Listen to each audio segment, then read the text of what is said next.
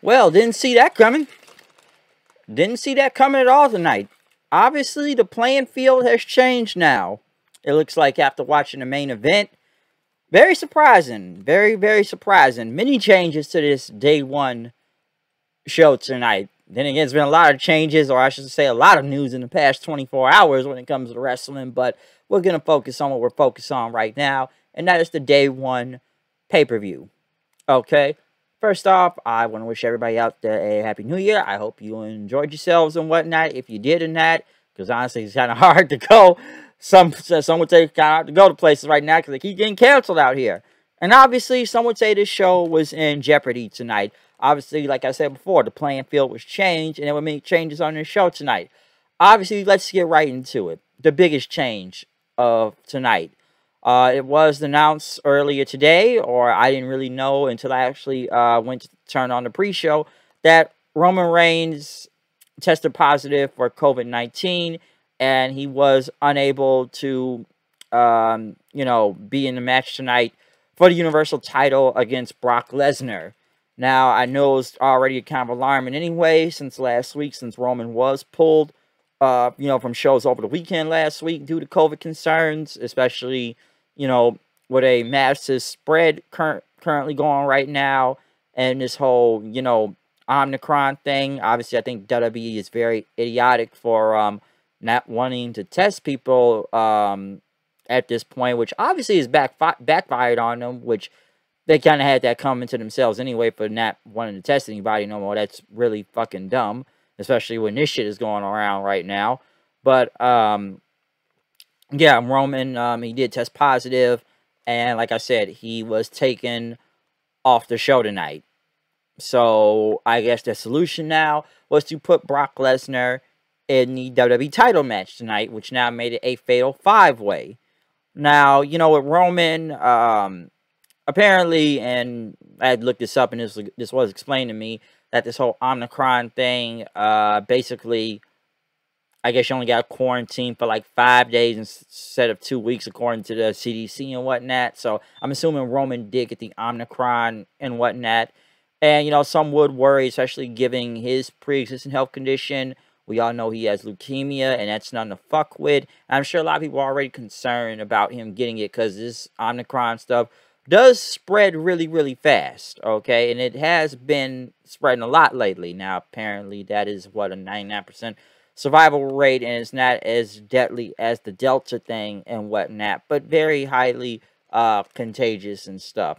That's what I've read, okay? So, I'm assuming Roman will be back in a week. I don't know. Like I said, the best thing is just he gets a speedy recovery, and he's back, hopefully soon. So, best wishes to him, and hopefully everything goes out all right for him and whatnot. Because, like I said, with his pre-existing health conditions, I've said before, he can't really afford to get that shit.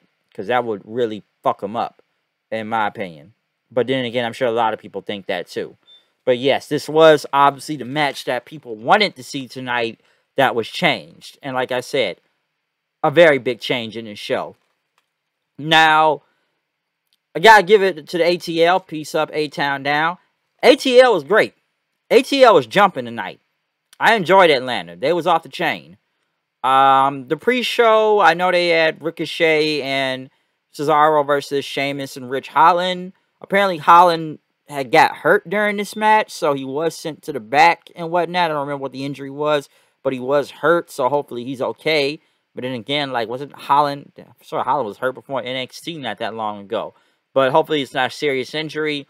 Sheamus ended up getting a bro kick on Cesaro for the win. So, there you go. We did open up the show, though, with Migos. Basically, doing the intro for day one. I don't know if it was Offset talking in that. But, of course, they got to play a straightening song all night. And that's what they began off the show. As they kept calling it throughout the night, WWE's first premium live event of the year. Because, come on, let's remember, Wake Up is the first of the month. And it is the first, and they believe they're the first, premium live event right now. And we did kick it off real strong with this show. The Usos versus the New Day for the tag team titles. Now, I've seen a many Uso and New Day matches in the past, and they've always put on great matches. I've never really shit on him. Maybe recently I kind of got tired of it and whatnot lately, but in the past we've seen the New Day and the Usos put on barn burners. And this was another example of a barn burner. I believe Woods was from Atlanta, if I'm not mistaken, or from ATL. So, you know, he was really over in this match. By the way, all these guys were over, and the crowd loved it. Hell, they even had Gable Stevenson throughout the night in the front row watching on. But this was just a great match in general. This is a strong way to kick it off. The only thing I really was surprised at was the Usos winning with a 3D. I'm like, oh, okay, that kind of came out of nowhere, but they hit a 3D on Kofi Kingston, and Usos ended up retaining the tag team title. So this was just a great match. So some are already thinking, oh, will, you know, the Dudleys show back up. I'm not really sure. I know mostly Bully Ray's on his podcast most of the time, and some people might get tired of the shit he says right now. And I think Devon is an agent in the back and whatnot. So I don't know if that's really leading to anything or whatnot, but very surprising that they used a 3D to win the match. Hold on a second.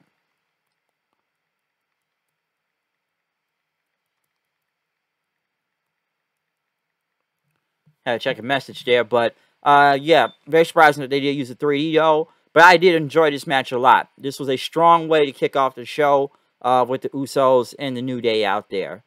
I know they interviewed Big E throughout the night, talking about, you know, he didn't have this on his bingo card with everybody being involved tonight. And that with Brock Lesnar now, you know, you line them up, I'm going to knock them all down. Now, next, because what, they talked to the, they talked to Migos and whatnot, you know, basically talking about they've been fans of WWE for a long time, saying they're going to do something big tonight. Now, this part of the show, I didn't really care about. Honestly, I didn't think this match needed to be on the card. Right here, Drew McIntyre versus Madcap Moss. This is a match you probably would have seen on SmackDown. That would probably be a match you would have seen on Main Event. I didn't really care for this match. I'm no fan of this whole Happy Corbin Madcap Moss thing, especially with the corny jokes they come out there and cut. It's just, come on, this is very predictable. I didn't really care. I was halfway paying attention through this match anyways. It didn't really mean shit. Drew won. That's basically the main thing right there. Claymore kick. That's all you really need to know. So, this isn't a match I would have put on, especially for some premium live event they want to keep saying the whole night. Like, was this really a pay-per-view type of thing? And then again, they want this show to feel like a pay-per-view, but when you put matches like this on here, it's a cool-down match, yes, but was this a match that really needed to be on this show?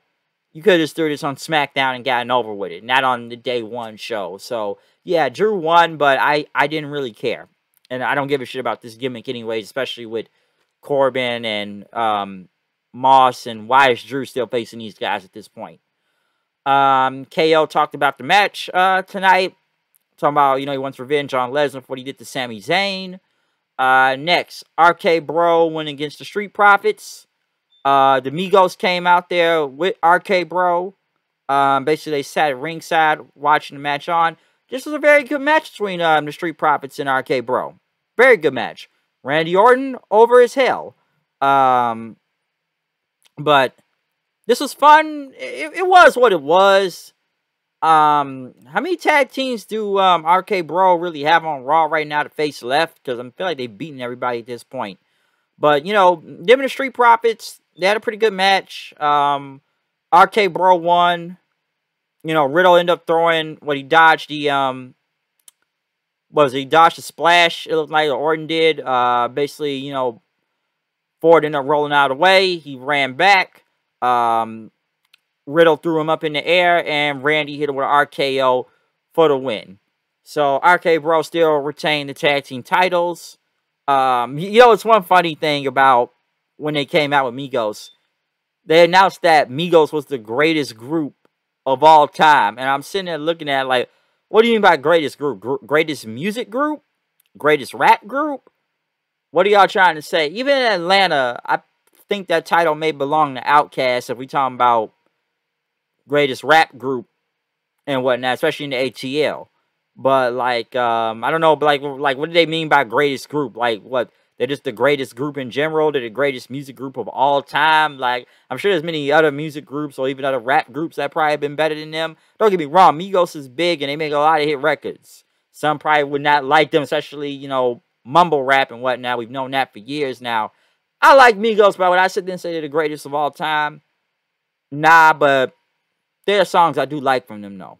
Okay, so, but still, some would still say they kind of in that mumble rap crack category, but when they kept saying they're the greatest group of all time, I just kind of sat there and laughed, like, what do you mean by greatest group of all time? So I just thought that was kind of funny.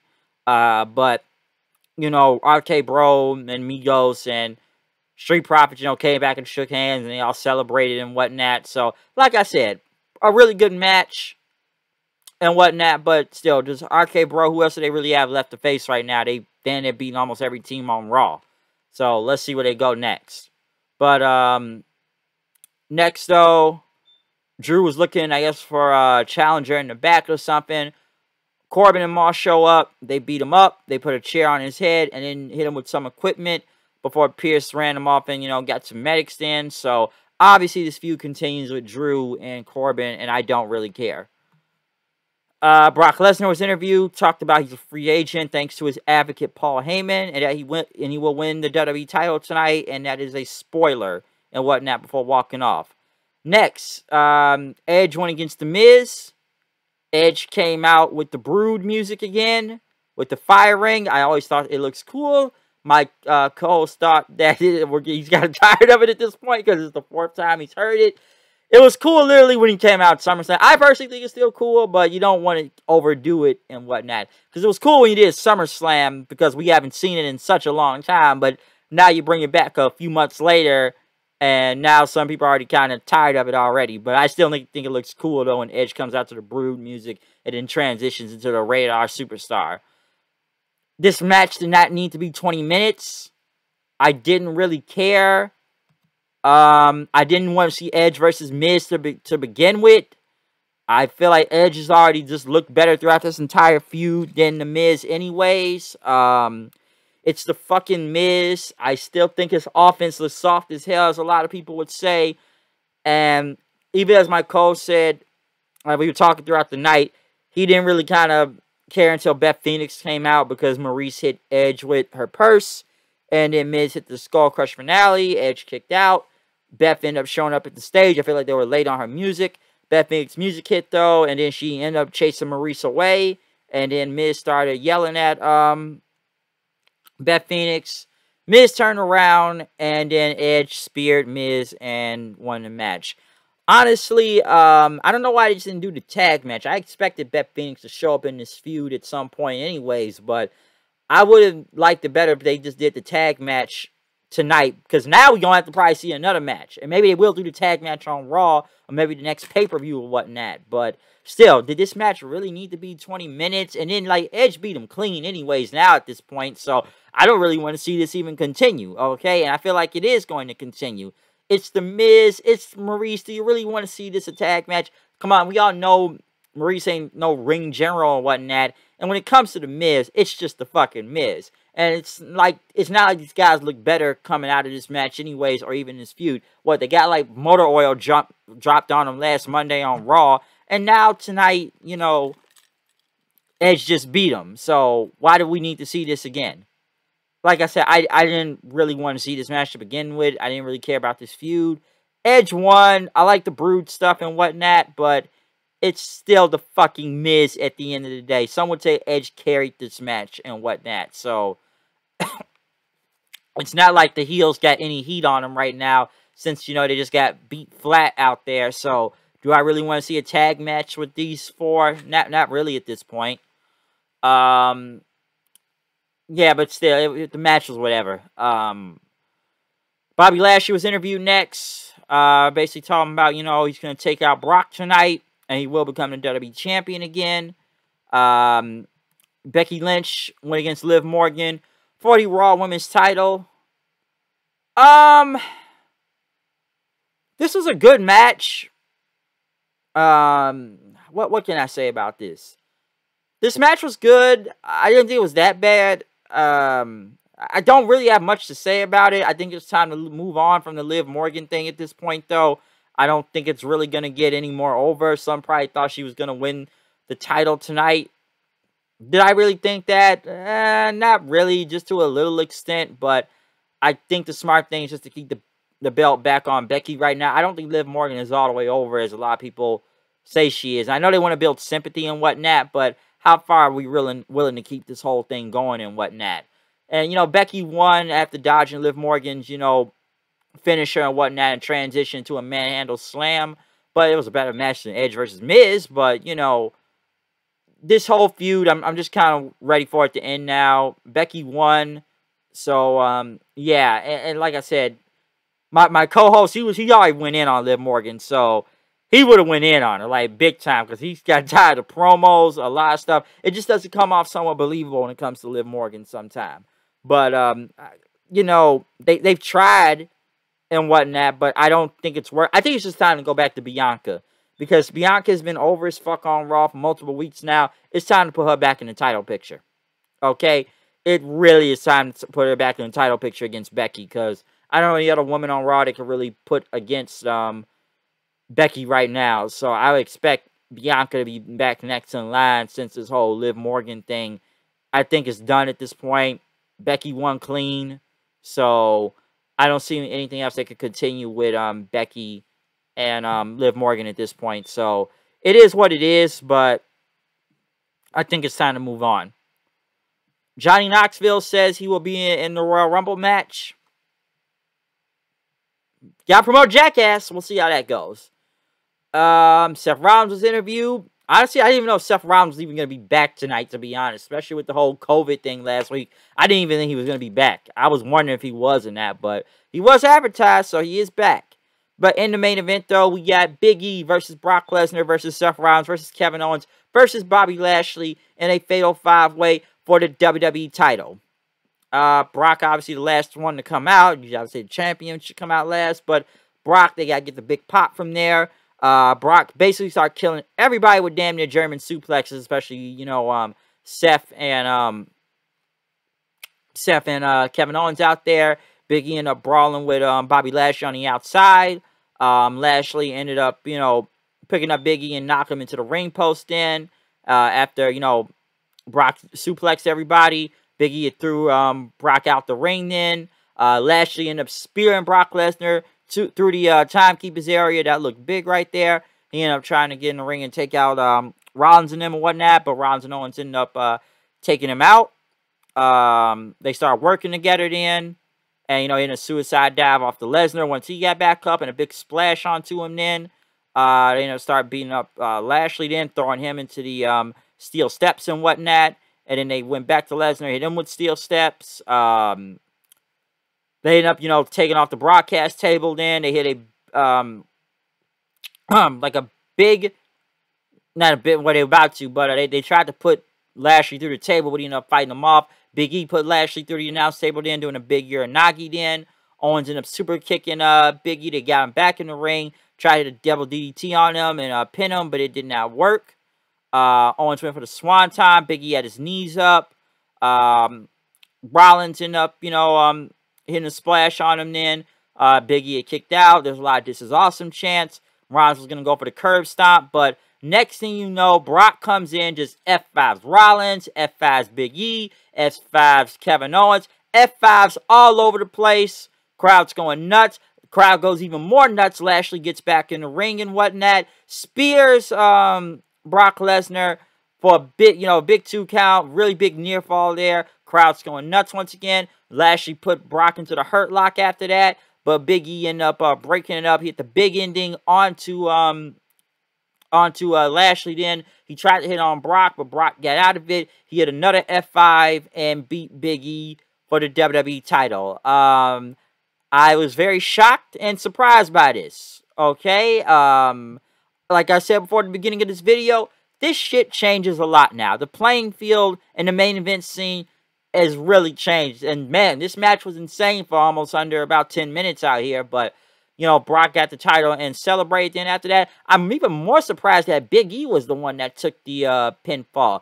I think Seth or KO should have took the pinfall. I didn't really think Big E needed to take the pinfall right here. And, you know, with Lashley staring down at Brock, I'm hoping maybe at some point in the near future, it will be Bobby Lashley versus Brock Lesnar for the WWE title at WrestleMania. But now, obviously, with, you know, it's a lot of things that changed now. Like I said before, I'm not really a big fan of Big E taking the pinfall here. And with, you know, Roman still the Universal Champion, and now Brock Lesnar the WWE Champion, what will happen in, huh? Because now I'm seeing it like this. Obviously, maybe Brock Lesnar versus Roman for both the WWE and the Universal Championship at WrestleMania. Or hell, maybe even the Royal Rumble, because someone still has to win the Royal Rumble and whatnot now. Now, in my opinion, Bobby Lashley could win the Royal Rumble, and like I said before, he could face Brock Lesnar for the WWE Championship at WrestleMania. That's the match that people want to see, and have been waiting to see ever since Bobby Lashley came back to this damn company, okay? And they've been wanting to see that for a while now. Now, tonight, you got a preview of Brock Lesnar and Bobby Lashley, and obviously the crowd wants to see that. You saw how apeshit they went out there, all right? So, we saw how insane that was. So, it's a lot of possibilities that may happen right now. But the main event picture, title picture has changed now. So, I'm giving it at the Rumble. We will see both Brock and Bobby face, not Brock and Bobby, but Brock and Roman face each other for both the titles on the line, or it be a WrestleMania, or Bobby Lashley wins the Royal Rumble, or somebody wins the Royal Rumble. Maybe it's a triple threat for all to go to WrestleMania. There's many possibilities that could happen right now, so we don't know what is going to happen next. But obviously, this was a big change tonight in the playing field, and like I said, main event picture scene has changed right now. Overall, this show, though, it was okay. I noticed this whole day one thing is literally relying on, you know, Roman and Brock, because that was the match that everybody mostly wanted to see and whatnot. So, that's the match that people wanted to see and whatnot. I feel like this is like a 2-3 match show, if you ask me, if you look at the card on paper going into this. But I look at tonight, some would say it was a damn near house show that went on a little bit too long. A glorified house show almost. I could think that because they really tried to build this as a pay-per-view. Listen, the only matches you really need to care about tonight was the main event itself. I thought the SmackDown tag titles, Usos and the New Day, they killed it. That was great. Becky Liv Morgan was good, I'll say that, but I wouldn't say it was like damn near the top thing of the night. I didn't really need to see Edge versus The Miz, but it was what it was. I really didn't need to see Drew versus Madcap Moss. You could have put that shit on SmackDown and been done with it. RK Bro versus Street Profits. It wasn't bad. Maybe you could have put it on Raw, but with the Migos out there, you got to get the Migos over with it too. So this is almost like a two-match show when you think about it, okay? And like I said, we already had one main event canceled, so we only got, in a way, they tried to build this as a double main event.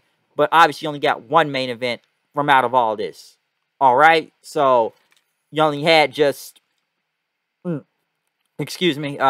WWE title match and not the Universal title match then. So, like I said, it was a lot of changes that happened tonight. But it was obviously one big change, and that was Roman being out tonight due to COVID and stuff. So, I don't know what's going to happen on Raw or SmackDown.